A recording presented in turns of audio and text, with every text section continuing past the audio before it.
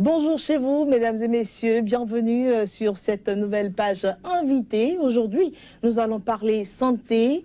Alors, persistance du paludisme en Afrique, quelle solution pour conjurer le phénomène? Pour en parler, nous recevrons pour vous Pierre Weimar dans ce studio. Pierre, bonjour. Bonjour Claire. Alors, je voudrais noter que vous êtes gestionnaire agronome. Exactement. C'est un plaisir de vous avoir avec nous. Merci beaucoup, le plaisir est partagé. Merci. Alors, vous portez un projet, l'artémisia en noix serait une solution. Parlez-nous-en. L'artémisia, oui. Alors l'artémisia, c'est une plante qui est cultivée et utilisée en médecine traditionnelle chinoise depuis des siècles. Il faut savoir que là-bas, des villages entiers n'ont pas de problème de palu, alors qu'il n'y a pas de raison. Ils ont les mêmes conditions aussi rudes, je dirais, dans le développement des nanophiles là-bas. Donc le palu est là, mais ils arrivent aujourd'hui à se soigner grâce à cette plante qui est connue au niveau médical, puisque des molécules, une molécule en l'occurrence, l'artémisinine, a été prélevée de cette plante pour réaliser les médicaments. Mais aujourd'hui, on s'aperçoit que la consommation de cette plante en tant que telle, à l'état naturel, complètement naturel, et en polythérapie, là on parle de polythérapie, c'est-à-dire la polythérapie, je suis désolé d'employer des gros mots.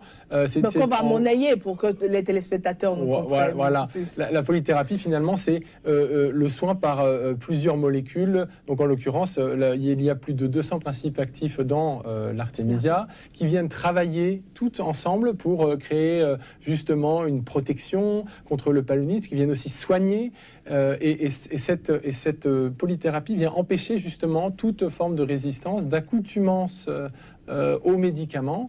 Voilà. Alors que souvent, certains traitements sont eux en monothérapie, bithérapie, et là, créent des fragilités qui malheureusement se réveillent un jour et on en arrive à des problèmes. Des catastrophes. Alors, vous portez donc ce projet, c'est de promouvoir la culture de cette plante-là. Où est-ce que vous en êtes aujourd'hui ?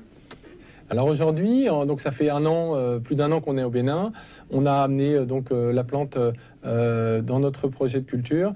On a formé les gens. Aujourd'hui, on a des rendements qui sont suffisants pour justement pouvoir commencer à commercialiser et à toucher. Alors on ne peut pas évidemment soigner tout le Bénin du jour au lendemain. On n'a pas cette prétention-là, mais on cherche vraiment à trouver des partenaires solides, mais tout le temps en restant au contact des populations locales. Garder l'accessibilité de cette plante aux populations locales pour éviter que l'on retourne dans des dérives et que ça redevienne inaccessible et que les gens ne puissent plus se soigner.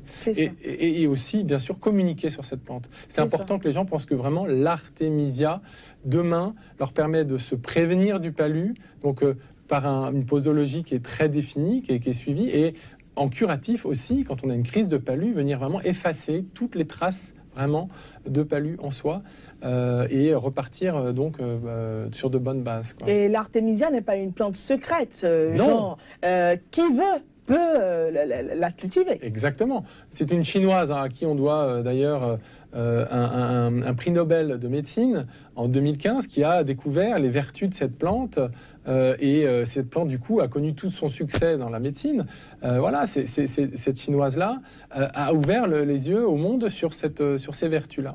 En plus, elle peut soigner, traiter les femmes enceintes qui peuvent prendre. Il n'y a aucune toxicité dans cette plante, aucun effet secondaire. Du coup, on n'a aucun problème à pouvoir éviter justement la transmission mère-enfant, ce qui est vraiment un problème, je dirais, très embêtant. Comme vous le soulignez, vraiment. Les plus fragiles sont les enfants, les femmes enceintes et autres. Alors, et donc, là où nous nous trouvons actuellement avec l'artémisia, il faut dire, est-ce que ce n'est pas un projet qui va créer de problèmes avec l'industrie pharmaceutique? Parce que c'est quand même du business, du business quand on parle de pharmacie, avec tous ces produits que nous avons, eh bien, qu'il y ait une solution de ce genre à porter. Donc, pour les populations, comment est-ce que vous pensez gérer ça? L'artémisia ne vient pas du tout en concurrence avec les médicaments. Aujourd'hui, l'industrie pharmaceutique fait son travail et je dirais est contrôlée comme il le faut. Et nous, avec cette tisane, finalement, on parle vraiment de phytothérapie. C'est la médecine par les plantes. Il y a toujours eu la médecine par les plantes. Au Bénin, heureusement, vous êtes très ouvert à cette médecine-là, parfois trop, d'ailleurs, comme on le disait. Et saisissons cette chance. Voilà, mais il n'y a aucune incompatibilité d'ailleurs pour ceux qui seraient un peu frileux à prendre un traitement médicamenteux et puis la tisane d'artémisia, il n'y aura pas d'incompatibilité. Merci Pierre Wemar. Voilà, nous parlions tantôt de la persistance du paludisme en Afrique. Quelle solution pour conjurer ce phénomène? Vous êtes gestionnaire agronome. Ce fut un plaisir de vous avoir reçu. Merci Claire. Merci beaucoup. C'est donc la fin de votre page invitée, mesdames et messieurs. Merci de nous avoir reçus chez vous. Au revoir.